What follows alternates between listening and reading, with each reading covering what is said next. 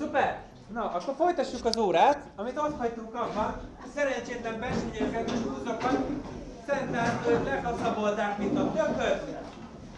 Ezután Szent Lászlóék még több támadást visszavertek, ami ugye keletről próbálták meg az országot újra honfoglalni a versenyők húzok. Ez nem nagyon jött szerencsétleneknek össze.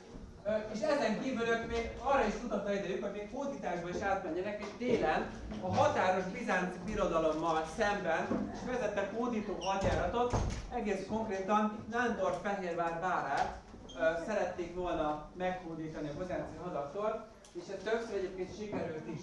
A probléma azonban az volt, hogy a cseles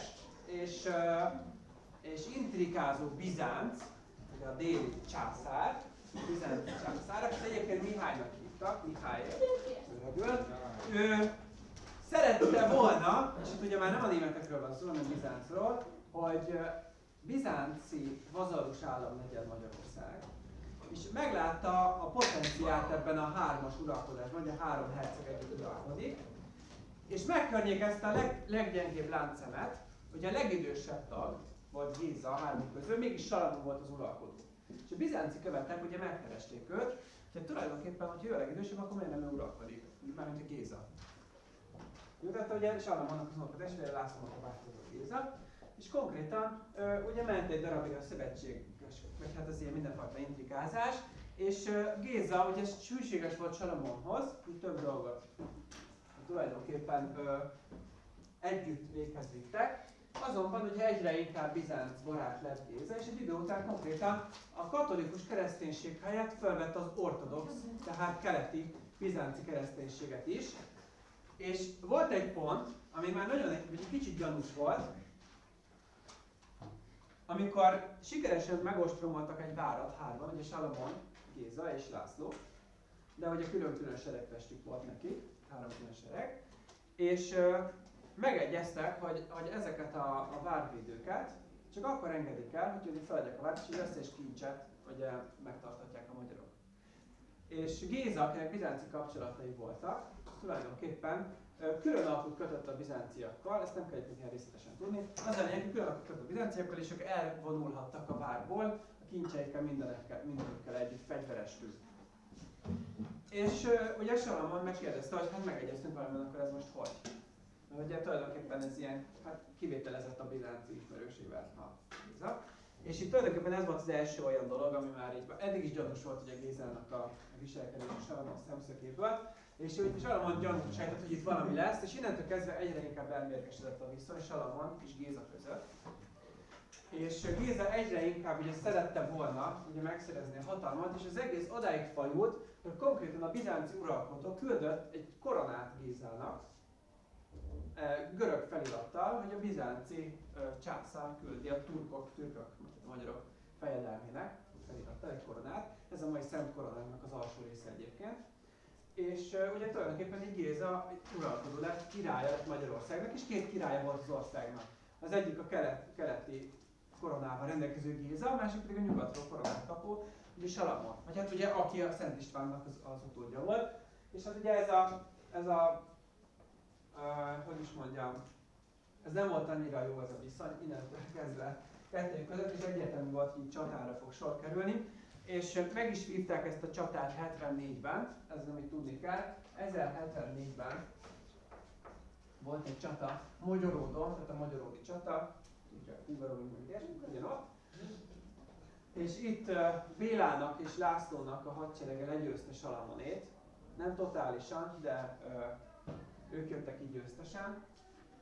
És Géza. Nem Béla, ezt töröljék ki a memóriából, Géza, jó? Tehát Géza volt a bizánci koronát kapó, és László volt az ő öccse. Béla volt. Akkor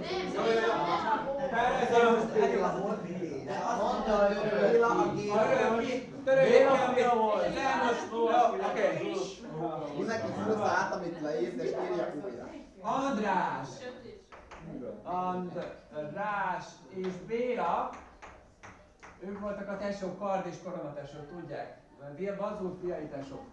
Bazul, aki van, de nincsen szeme. Ő a vazul, meg süket is. Jó? Süket vazul, 3 fia volt, harmadik X, nem érdekes, hogy Levente. András és Béla, először András volt az uralkodó, ugye 60-ig, és ugye Béla 60-tól 63-ig uralkodott, és Andrásnak volt a fia Salamon, és Bélának volt Géza, és László. Jó? Salamon, Géza, László, ők voltak 3, akik együtt uralkodtak, és Salamon és Géza között volt ez a viszony, ugye Géza kapott Bizánctól egy koronát, jó? És ez a Szent Korona alapja, ő kapott Bizánctól egy koronát, és Salamon volt az, aki meg ugye a nyugati koronát tovább. De a Salamon meg a László egy csomó időben tök jól uralkodtak meg minden, akkor csak azért, mert a testvére volt a Géza, azért elnállé. Igen. De hogy alapvetően László tök más politikát folytatott, ez később látszik, majd ő kisbékussal van, ami ilyesmi. Szóval Géza volt igazából hát itt a úgyó, bár az a krónikákban azért nem látszik, mert később Géza leszármazottai lesznek a magyar királyoknak tehát a Géza lesz a későbbi magyar királyoknak az őse, ezért Gézát hozták ki igazából a jónak ebből a történetből, de hogy egyértelmű, hogy itt igazából ő volt a hunyó. Ugye ő kapott Bizánctól egy koronát, ugye hatalomát, stb. És Salamon ellen tört, és 74-ben Géza és Salamon serege között volt ez a csata, ugye László és Géza mellé állt ebben, és így tulajdonképpen Salamon le tudták győzni Magyaródnál, 1074-ben, és így 74-től kezdve, ezért párhuzamosan az országnak a nyugati részén továbbra is Salamon megtartja az uralmát, Salamon, és az országnak a keleti felében pedig Géza lesz az úr, jó? Felosztják, Pozsony, Győr, stb. Tehát a Kisalföld nagyjából ez Salamon mögötte marad, ő kapja a kisebbet, és a nagyobbik terület az pedig ugye Gézának lesz.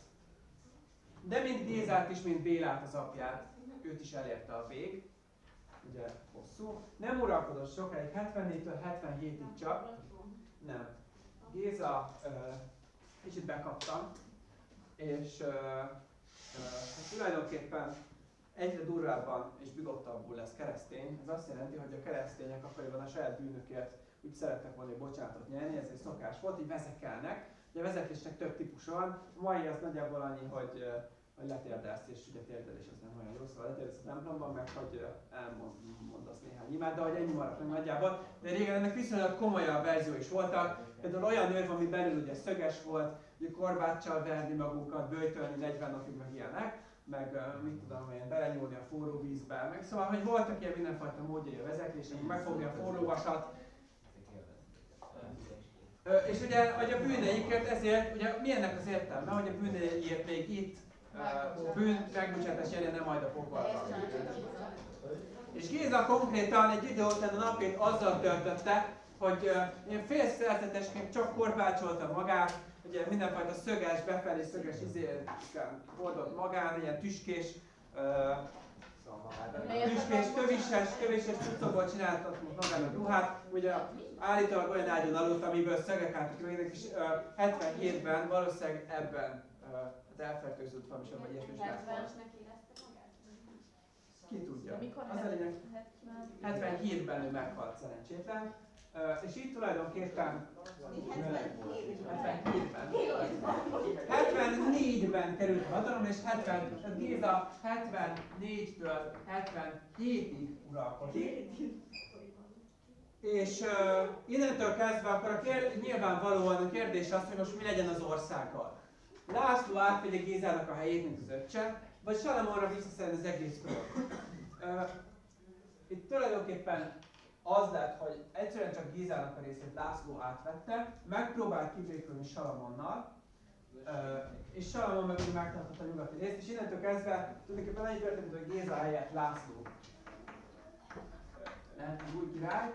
Most Gézához képest László egy sokkal barátságosabb politikát folytatott. Alapvetően megpróbált kibékülni Salamonnal, ez nem igazán jött össze. És László innentől kezdve választhatott, hogy vagy elfogadja a bizánci koronát, és ő bizánci uralkodó lesz, tehát mondjuk az áruló koronát, ilyesmi, vagy pedig megvárja, amíg a pápa szentesíti őt uralkodóval. Megvárja, amíg Salamon helyett László uralkodhat, mint az egész ország uralkodója, vagy a fél országon uralkodik bizánci jogon. Jó? László úgy döntött, hogy nem fogadja a bizánciaknak se a támogatását, se a koronáját, semmit, tehát tulajdonképpen ezt így visszamondta. És így a bizánci igény Magyarországra ez így fosztott egy ideig legalábbis. És László megpróbált önerőből kormányozni egy országrészt, míg Salamonnak volt azért egy sógora, ugye a feleségének, Juditnak volt azért egy férje, vagy bocsánat, egy testvére, a feleségének volt egy testvére, akit Henriknek hívtak, és német-római császár volt. Szóval ő neki azért volt támogatása, Lászlónak nem igazán, és így ugye csatáztak egymás ellen sokáig, míg végül tulajdonképpen Salamon nem tudta visszafoglalni ezeket a területeket, és László megengedte neki, hogy miután László végig legyőzte Salamont, utána megengedte még neki László, hogy tulajdonképpen megmaradt a Simónak, de Salamon ebben nem törődött vele, megpróbálta megvenni Lászlót, és tulajdonképpen több évig ment ez. Aztán végül úgy döntött László, hogy Salamon bezárja egy toronyba, Visegrádon, innen jön ennek a toronynak a neve. És Salamon onnan megszökött, és mindenfajta kalandos módon tulajdonképpen kikötött először keleten a kunoknál, utána Bizáncba, és tudom én. Igazából elmondom most ezt, és akkor holnap Lászlózunk inkább, jó? Mert már nincs annyira sok idő, és akkor ma Salamonozunk. Tehát Salamonnal az a lényeg, hogy miután Salamon tulajdonképpen az ország nagy részéről kiszorult, és László maradt csak, utána ő kért segítséget Henriktől, az tulajdonképpen sógorától. Henrik küldött segítséget, német lovagokat, de ezeket is megverték László seregei, tehát ez se jött be. És innentől kezdve Judit, a Salamonnak a felesége azt mondta, hogy hát nincs már értelme Magyarországon maradni, menjenek oda Németországba, és kapnak egy hercegséget, vagy ilyesmi. És akkor ezen összevesztek, Salamon Magyarországon maradt, mert továbbra is magyar király akart maradni, Judit pedig elment a bátyjához. Hazament Németországba, és több évig nem is látták egymást Salamon és Judit, és aztán végül László, amikor Salamont végleg kiverte az országból, és Salamon kiszorult az országból, és Salamon visszament Henrikhez, meg Judithoz, ugye a feleségéhez, akkor a felesége mondta, hogy hát már nem láttuk egymást több éve, most már igazából semmi is a házasságunk, szóval ott is kirakták szerencsétlen Salamont.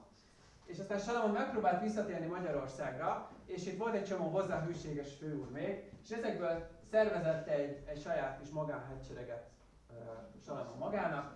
Magán hadseregével elhagyta az országot keletre, és ott mindenfajta ilyen zsoldos csapatként föl lehetett őket bérelni.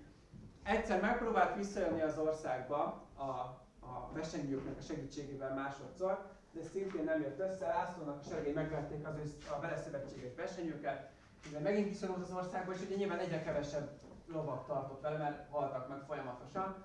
És ilyen, utána a Bizáncba került, a Bizáncban szintén próbált meg hadakozni, megint nem jött össze, akkor megint visszamenekült a sztyeppére.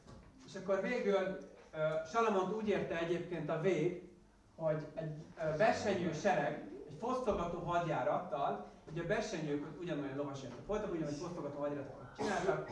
Versenyő fosztogató hadjáraton járt Bizáncban, amikor a versenyő seregnek a szövetségeseként a bizánciak körbevették ezt a sereget, és megölték az összes versenyőt, és ő tulajdonképpen egyedül maradt a hadseregével bizánciak ellen. És akkor megpróbált elmenekülni, és átúztak a jeges Dunán, de ott is követték őket a bizánciak. Végül egy ilyen apró várban tudott menekülni a maradék 10-30 lovagjával. Ezt azért tudjuk részletesen, mert Bizáncban történt, és az mindent leírnak igazából részletesen. Ott körbevették a várat, felszólították őket, hogy mondják fel ezt az egészet, de ne adják fel, nem adták fel, és akkor utolsó emberig tulajdonképpen harcoltak, amíg végül mindenki meghalt, az összes lovagja, kivéve Salamon, akinek sikerült elmenekülni, és Horvátországban fejezte be életének az utolsó 20 évét, ahol Pula városában ilyen remeteként élt, és ilyen gyógyszereket gyűjtött, és azokat adta el az embereknek. Már rég meghalt László, amikor én mindig élt. És tessék? Nem, ezt csak úgy mondtam. Szóval Salamon az egy ilyen nagyon-nagyon kalandos életet élt meg, ugye volt tulajdonképpen ilyen remete, meg ilyen zsoldos meg ilyen magyar király, meg ilyen mindenfajta dolog. Viszont alapvetően ő az országból 83-ban végre kiszorult, tehát 83-tól kezdve László az, aki az országban, sőt, uralkodik, de László az uralkodását 72-től, tehát Géza halálától számoljuk 95-ig. Jó? Amit tehát a mai órán tudni kell, hogy ez a kertési csata, Salamonnal nagyjából mi történt, és mettől meddig kiuralkodott, jó? Tehát még egyszer mondom, 60-tól 83-ig 83 millió Salamon, 74-ben ugye elkezdte Géza, bocsánat, 63-ban jövök, 63-tól, ugye mert Béla is még 3 uralkodott. 63-tól 83-ig uralkodott Salamon, 74-től 77-ig Géza, és 77-től 90-ig pedig László. Tehát 83-ban vertek ki a Lászlót teljesen az országban sem. Igen. Ugye 81-ben vertek ugye először, akkor már következő seregnek maradtak, bezárták a toronyba, stb. Nem nekünk, 83-ban már végleg vertek az országban. Arcella László 95-ig. 95, de a Lászlónak a történetét 75-től 95-ig, és a katolikus egyháznak a viselt Valgai trónában, azt már holnap fogjuk venni. Jó. Most a következő lenne a feladat, hogy most azt szeretném, hogy a mai óra anyagából írjanak egy kérdést, jó? Ami a mai nap előfordult, mindenki írjon egy kérdést, és aztán hozzák ide.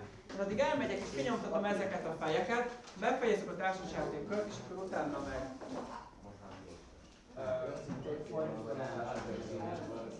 Egy kérdés! Ide van, hogy abban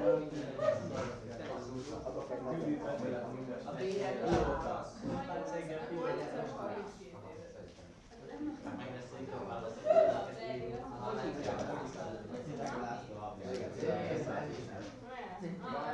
Azért, mert nem fognak miattam kívánni még két pártból, de álljon már meg a menet.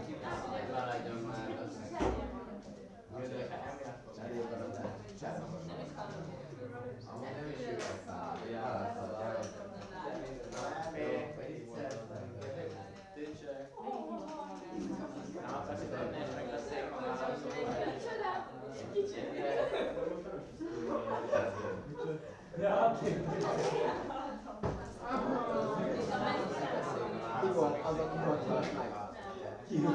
Béla. Igor, ez aki úgy kell menni, Béla.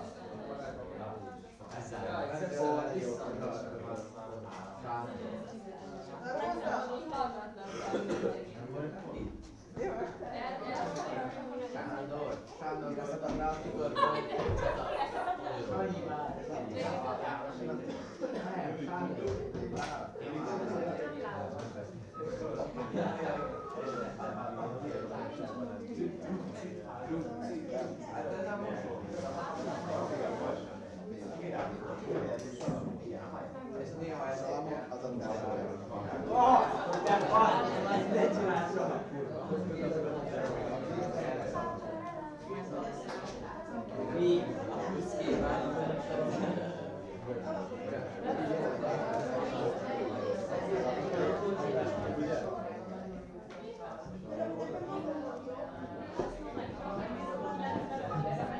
Igen.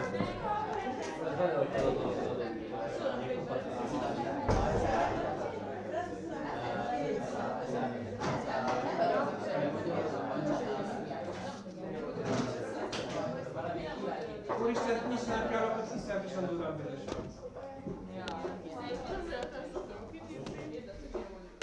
Hova figyelj? Ide rakják a kérdéseket, jó? 3, 4, 5.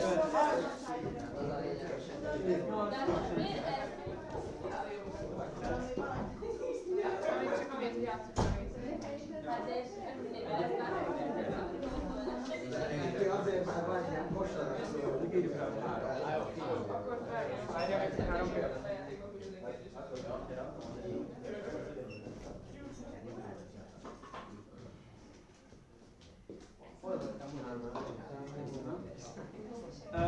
Még kérdés?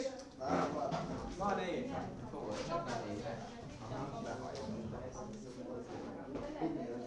Most akkor az az, hogy ház. Valami baját? Mit kell most mondani?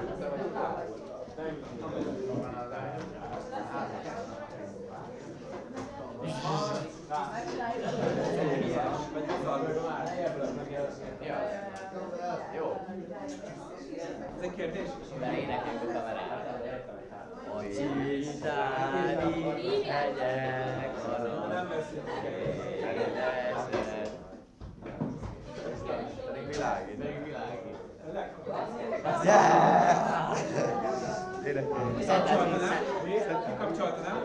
Ja, nem kell.